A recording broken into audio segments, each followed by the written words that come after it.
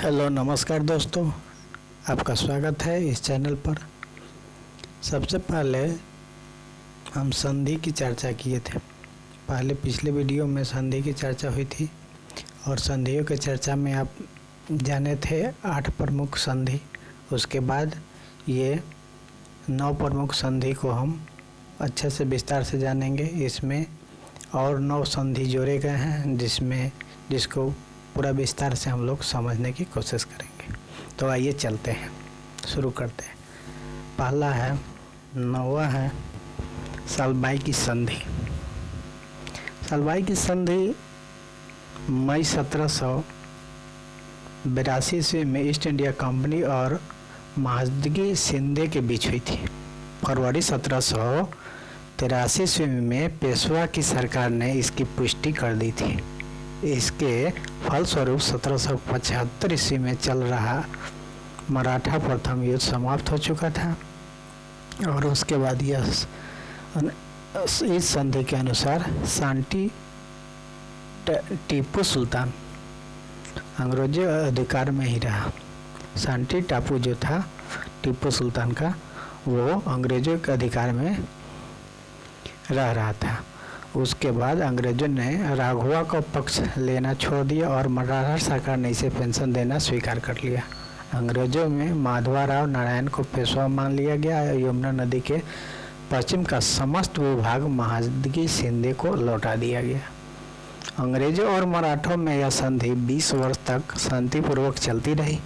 इस संधि के सर्वाधिक लाभ अंग्रेजों को ही प्राप्त हुए, जिन्होंने टीपू सुल्तान के विरुद्ध शत्रुओं से निपटने के लिए एक शक्ति को मजबूत का अवसर प्रदान किया गया और इस अवसर से अंग्रेजों ने अपनी मजबूत स्थिति बना ली। 10वां है बसई की संधि। बसई की संधि अथवा बसीन की संधि 31 दिसंबर 1802 में भारत में पुणे के मराठा पेशवा बाजीराव द्वितीय और अंग्रेजों के बीच हुई थी। यह मराठा महासंघ को तोड़ने की दिशा में एक निर्णायक कदम था। इसके फलस्वरूप 1818 में पेशवा के पश्चिमी भारत के क्षेत्रों का ईस्ट इंडिया कंपनी में विलय का मार्ग प्रशस्त हुआ है। इस समय मराठा महासंघ 1800 ईस्वी में पेशवा के मंत्री नाना फर्नांडिस की मृत्यु के बाद उत्पन्न मतभेदों से जूझ रहा था। परिणाम स्वरूप सैनिक सरदारों दौलत राव सिंधिया तथा जसवंत राव होलकर ने अपनी अनुशासित सेनाओं के बल पर पेशवा की गद्दी के लिए दावेदारी पेश की। अक्टूबर 1802 में होलकर ने सिंधिया और पेशवा को पराजित किया तथा धर्म भाई को पूना की गद्दी पर बैठाया। बाजीराव द्वितीय भागकर बसई चला गया और अंग्रेजों से मदद की गुहार की। बसई की संधि के तहत पेशवा अंग्रेजों की सेना में 6 बटालियनों का खर्च वहन करने की राजी हुए। इसके खर्च उठाने के लिए एक इलाका प्रत्यापित किया गया। इसके साथ ही सभी यूरोपीय लोगों को सेवा से हटाने, सूरत व बड़ौदा पर दावा खत्म करने और अंग्रेजों की सलाह से ही अन्य देशों के साथ संबंध रखने की भी शर्त मान ली गई। बदले में आर्थर वेलेस्ली, जो बाद में वेलिंगटन ने अपने ड्यूक बने, उन्होंने 1803 में पेशवा को पूना वापस दिया। इसके बाद अग्रणी मराठा राज्य अंग्रेजों से मदद लेने लगा था। इस युद्ध संधि के परिणाम स्वरूप अंग्रेजों और मराठों के बीच दूसरा मराठा युद्ध हुआ, जो 1803 से 1805 ईस्वी तक चला। इसमें 3 अन्य प्रकार के मराठा शक्तियों को पराजित हुई। अगला है देवगांव की संधि। देवगांव की संधि अथवा देवगढ़ की संधि 17 दिसंबर 1803 ईस्वी को रघुजी भोसले और अंग्रेजों के बीच में हुई थी। द्वितीय मराठा युद्ध के दौरान अरगांव की लड़ाई नवंबर 1803 ईस्वी में हुई। इसमें अंग्रेजों ने रघुजी भोसले को पराजित किया तथा उसी के फलस्वरूप उक्त संधि हुई, जो देवगांव की संधि के नाम से जाना जाता है। इस संधि के अनुसार बरार के भोसला राजा ने अंग्रेजों को कटक का प्रांत दे दिया गया, जो उड़ीसा प्रांत में पड़ता था उस समय, जिसमें बालासोर के अलावा वारदा नदी के पश्चिम का समस्त भाग शामिल था। भोसले राजा को अपनी राजधानी नागपुर में ब्रिटिश रेजिडेंट रखने के लिए मजबूत होना पड़ा। जिसने निजाम तथा पेशवा के साथ होने वाले किसी भी झगड़े में अंग्रेजों को पंच बनाना स्वीकार कर लिया। अंग्रेजों ने उससे यह वायदा भी किया कि वह अपने यह कंपनी सरकार की अनुमति के बिना किसी भी यूरोपीय अथवा अमेरिकी को नौकरी नहीं देगा। व्यवहारिक दृष्टिकोण से इस संधि ने भोसले और अंग्रेजों को आश्रित बना दिया।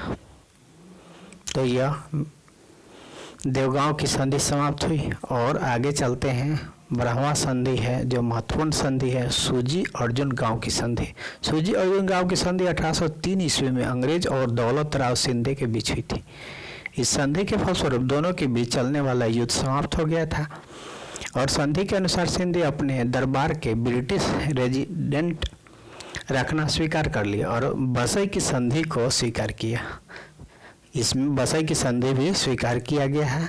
शिंदे ने निजाम के ऊपर अपने सारे दावे त्याग दिए और अंग्रेजों की सहमति के बिना अपनी नौकरी में किसी भी विदेशी को न रखने का वचन दिया। इसके अलावा उसने गंगा यमुना के बीच का सारा दोआब, जिसने दिल्ली और आगरा भी शामिल था, अंग्रेजों को सौंप दिया गया। इस प्रकार उत्तरी भारत, दक्षिण भारत तथा गुजरात के दौलत राव शिंदे के समस्त राज्य का अंग्रेजों का प्रभुत्व स्थापित हो गया। शिंदे ने राजपूताना के अधिकांश राज्यों की राजनीति में भी कोई हस्तक्षेप न करने का वचन दिया। अर्जुन गांव की संधि के द्वारा शिंदे की स्वतंत्रता समाप्त हो गई तथा उत्तरी भारत में अधिकांश भाग में ब्रिटिश साम्राज्य की स्थापना साकार हुई। इस तरह ये संधि में ये सब हुआ। अब अगला संधि है अमृतसर की संधि। अमृतसर की संधि 25 अप्रैल 1809 ईस्वी को रंजीत सिंह और ईस्ट इंडिया कंपनी के बीच हुई थी। उस समय लॉर्ड मिंटो प्रथम भारत का गवर्नर जनरल था। इस संधि के द्वारा सतलज पार की पंजाब की रियासतें अंग्रेजों के संरक्षण में आ गई तथा सतलज के पश्चिमी और पंजाब राज्य का शासक रंजीत सिंह को मान लिया गया। कश्मीर जो रंजीत सिंह के राज का हिस्सा था उसे राजा दिलीप सिंह से ही ले लिया गया और अंग्रेजों ने उसे गुलाब सिंह को दे दिया। दिलीप सिंह से लेकर वह गुलाब सिंह को दे देता है। इस समझौते ने एक पीढ़ी तक आंग्ल सिख संबंध को कायम रखा। इस संधि का तत्कालीकरण नेपोलियन की रूसियों के साथ तिलसित संधि जो 1807 ईस्वी में हुई थी। इसको हो जाने के बाद पश्चिमी उत्तर क्षेत्रों में फ्रांसीसियों के हमले के आशंका एवं महाराजा रंजीत सिंह के सतलुज राज्यों को अपने नियंत्रण में लाने में संयुक्त प्रयास थे और यह संयुक्त प्रयास सफल भी हुआ। अंग्रेज फ्रांसीसियों के खिलाफ एक रक्षा संधि चाहते थे और वह जो पंजाब के सतलुज तथा नियंत्रित रखना चाहते थे। हालांकि यह एक रक्षा संधि नहीं थी, लेकिन इसमें सतलुज नदी के जो बाद में सतलज नदी के नाम से जाना गया लगभग एक मानक सीमा रेखा के रूप में निश्चित कर दी गई। मेटकॉफ के इस लक्ष्य ने रणजीत सिंह के मन में कंपनी के अनुशासित सेना और युद्ध न करने के निश्चय के प्रति सम्मान पैदा कर दिया। इसके बाद उनका विजय अभियान पश्चिम और उत्तर की ओर रहा। गुलाब सिंह और लाहौर दरबार का एक सरदार था। इसके बदले में उसने अंग्रेजों को 10 लाख रुपए दिए थे। तो गुलाब सिंह जो था, जो दिलीप सिंह को हटाकर जम्मू कश्मीर की राजा के रूप में अंग्रेजों ने उसे स्थापित किया। अगला है पुणे की संधि। पुणे की संधि 3 जून 1818 ईस्वी में पेशवा बाजीराव द्वितीय अंग्रेजों के मध्य हुई थी। इस संधि में पेशवा की सेना की युद्ध के पहले हार हुई थी, जिसके सेनापति गोखले मारा गया था। उसके बाद यह संधि हुई। संधि के मुख्य बिंदु निम्नलिखित हैं। पहला है बाजीराव द्वितीय एक काय और विश्वासघाती व्यक्ति था, ये जग जाहिर है। नाना फर्नांडिस की मृत्यु के बाद वह स्वयं ही सत्ता सुख भोगने के लिए आतुर हो उठा था। नाना फर्नांडिस की मृत्यु के बाद उसके रिक्त पद के लिए दौलत राव शिंदे और जसवंत राव होलकर ने प्रतिद्वंदिता शुरू कर दी। इस प्रतिद्वंदिता के कारण जो युद्ध हुआ उसमें बाजीराव द्वितीय ने शिंदे के साथ दिया, लेकिन होलकर की सेना ने उस दोनों की संयुक्त सेना को पराजित कर दिया। भयभीत पेशवा बाजीराव द्वितीय ने 1801 ईस्वी में बसई भाग का अंग्रेजों की शरण ली और वहीं एक अंग्रेजी जहाज पर बसई की संधि जो 31 दिसंबर 1802 पर हस्ताक्षर कर दिया गया। इतना ईस्वी को उसने हस्ताक्षर किया। इसके बाद उसने ईस्ट इंडिया कंपनी का आश्रित होना स्वीकार कर लिया। अंग्रेजों ने बाजीराव द्वितीय को राजधानी पूना में पुनः सत्तासीन करने का वचन दिया और पेशवा की रक्षा के लिए उसने राज्य के पर्याप्त सेना रखने की जिम्मेदारी ली। इसके बदले में पेशवा ने कंपनी को इतना मराठा इलाका देना स्वीकार किया जिसमें कंपनी की सेना का खर्चा निकल सके। मराठा सरदारों में बसई की संधि के प्रति अपना रोष व्यक्त किया, जिन्होंने उन्हें लगा कि पेशवा ने अपनी कायरता के कारण उसे यह स्वतंत्रता अपनी बेच दी है। पेशवा बाजीराव द्वितीय ने शीघ्र ही सिद्ध कर लिया कि वह केवल कायर ही नहीं बल्कि विश्वासघाती भी है। वह अंग्रेजों के साथ हुई संधि के प्रति भी सच्चा साबित नहीं हुआ, सार्थक सिद्ध नहीं हुआ। संधि के द्वारा लगाए गए प्रतिबंध उससे रुचिकर नहीं लगे। उसने मराठा सरदारों को पर्याप्त रोष और असंतोष का फायदा उठाकर अपने अंग्रेजों के विरुद्ध दोबारा संगठित किया। नवंबर 1817 ईस्वी में बाजीराव द्वितीय ने नेतृत्व में संगठित मराठा सेना ने पूना की अंग्रेजी रेजिडेंसी को लूटकर जला दिया और खरकी स्थित अंग्रेजी सेना पर हमला कर दिया, लेकिन वह पराजय हो गया। तदंतर वह 2 और लड़ाइयों में जनवरी 1818 में और कोरगांव और 1 महीने बाद आष्टी की लड़ाई में पराजित हुई। तो पराजित होने के बाद वह बाजीराव द्वितीय ने भागने की कोशिश की और 3 जनवरी 1818 को उसे अंग्रेज के सामने आत्मसमर्पण करना ही पड़ा और उसके बाद उनसे एक संधि की। यह संधि इतिहास में पूना संधि के नाम से जाना जाता है। अंग्रेजों ने इस बार पेशवा का पद ही समाप्त कर दिया और बाजीराव द्वितीय की पदस्थ करने की बंदी के रूप में कानपुर के निकट बिठूर भेज दिया, जहाँ 1853 ईस्वी में उसकी मृत्यु हो गई। मराठों की स्वतंत्रता नष्ट करने के लिए बाजीराव द्वितीय सबसे अधिक जिम्मेदार थे, जिन्होंने मराठा राज्य में सेनापति पेशवा का पद समाप्त किया। जयपुर की संधि। उदयपुर की संधि परीक्षा की दृष्टि से बहुत ही महत्वपूर्ण है। उदयपुर की संधि 1818 ईस्वी में हुई थी। यह संधि उदयपुर के राणा और अंग्रेजी सरकार के बीच हुई। इस संधि में ईस्ट इंडिया कंपनी का प्रतिनिधित्व सर चार्ल्स मेटकॉफ ने किया। संधि की शर्तें के अनुसार उदयपुर के राणा को अंग्रेजों का आश्रित बनाने के लिए मौजूद होना पड़ा। यह संधि कुछ खास नहीं है, लेकिन एग्जाम की दृष्टि से इसका प्रतिनिधित्व किसने किया था, ये चार्ल्स मेटकॉफ के बारे में क्वेश्चन आते रहते हैं, तो इसे आप लोग याद कर लीजिएगा। अगला है मंडमक की संधि। मंडमक की संधि द्वितीय अफगान युद्ध जो 1878 से 1880 के दौरान हुई। इस युद्ध के दौरान मई 1879 में भारतीय ब्रिटिश सरकार के तत्कालिक वायसराय लॉर्ड लिटन और अफगानिस्तान के पदस्थ अमीर शेर अली के पुत्र याकूब खां के बीच हुई थी। इस संधि के अंतर्गत याकूब खां, जिसे अमीर के रूप में भी मान्यता दी गई थी, अपने विदेशी संबंध ब्रिटिश निर्देशन से संचालित करना तथा राजधानी काबुल में ब्रिटिश रेजिडेंट रखने और कुर्मुम, दर्रे व पीसिन और सीबी जिले को ब्रिटिश नियंत्रण में कर देने के लिए राजी हो गया था।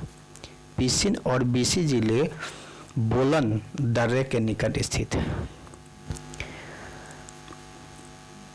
गंडमक संधि लॉर्ड लिटन की अफगान नीति के सबसे बड़ी उपलब्धि थी, जिसने ब्रिटिश सरकार को इंग्लैंड के तत्कालीन प्रधानमंत्री बेकन्सफील्ड को के शब्दों में वैज्ञानिक सीमा प्रदान कर दी, किंतु अंग्रेजों की यह विजय अल्पकालीन थी।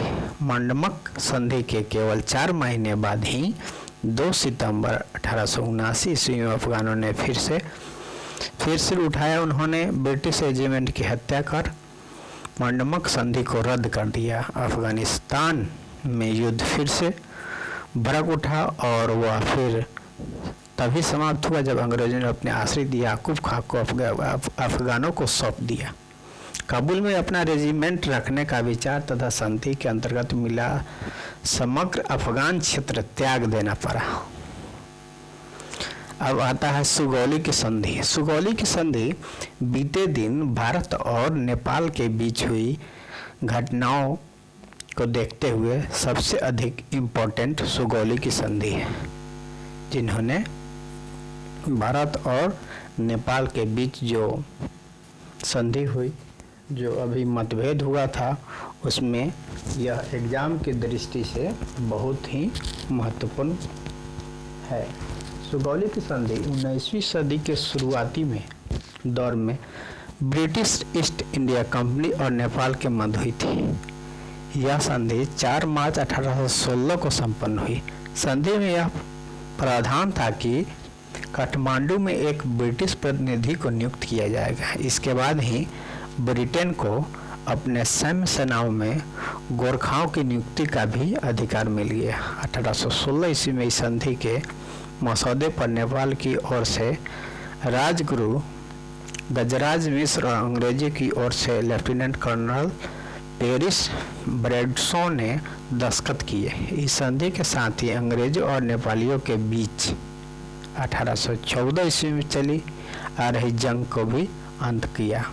संधि के तहत नेपाल को अपना 1/3 इलाका ब्रिटिश सरकार के अधीन कर देना पड़ा। इसी इलाके में पूर्वी छोर पर स्थित दार्जिलिंग व तीस्ता, दक्षिण पश्चिमी क्षेत्र में बसे नैनीताल और पश्चिमी छोर पर बसे कुमाऊं, बड़गांव के अलावा कई तराई इलाकों भी, नेपाल के जो तराई इलाके थे वे उनको शामिल थे। अगला है संधि के अनुसार काठमांडू में एक ब्रिटिश प्रतिनिधित्व की नियुक्ति तथा ब्रिटेन के सैन्य सेवाओं में गोरखा की नियुक्ति का मार्ग भी प्रशस्त किया। अब सैनिक में गोरखा को भी शामिल करना स्वीकारा गया। 1923 ईस्वी में सुगौली की संधि के स्थान पर सतत शांति व मैत्री संधि के नाम से भी इस नई संधि की गई। सतत शांति और मैत्री संधि के नाम से एक नई संधि की गई। अगला है लाहौर की संधि। लाहौर की संधि अंग्रेजों और सिखों के मध्य 9 मार्च 1846 ईस्वी को हुई। इस संधि में लॉर्ड हार्डिंग ने लाहौर के अधिक साधनों को नष्ट कर दिया। लाहौर से की संधि के अनुसार कंपनी की सेना को दिसंबर 1846 में तक पंजाब से वापस लेना पड़ा, परंतु हार्डिंग ने यह तर्क दिया कि महाराजा दिलीप सिंह ने वयस्क होने तक सेना का वहां रहना अनिवार्य है। उनसे सामंतों को प्रलोभन तथा शक्ति के द्वारा इस बात को मनवाने का प्रयास किया गया,